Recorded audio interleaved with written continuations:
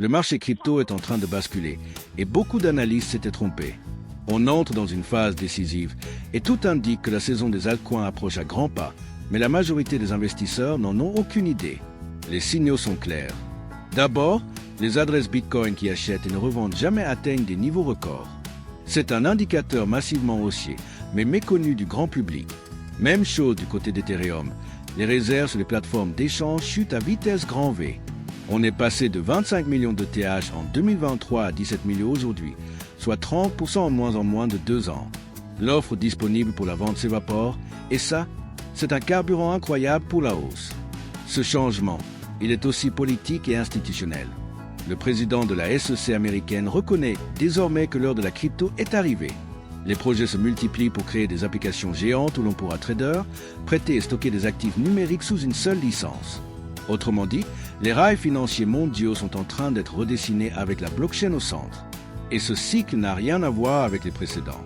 Des projets comme Chainlink accueillent désormais des sénateurs américains pour discuter de régulation. Des ETF Dogecoin, Litecoin et d'autres altcoins se préparent à voir le jour. Même Binance, autrefois pointé du doigt, collabore aujourd'hui avec Franklin Templeton, un mastodonte de la finance traditionnelle. C'est du jamais vu. Le contexte macro joue aussi un rôle.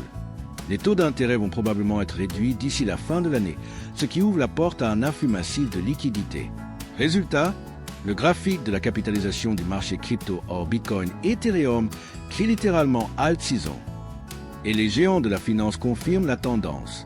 BlackRock, leader mondial de la gestion d'actifs, recommande désormais d'intégrer Bitcoin et Ethereum dans un portefeuille idéal pour 2025.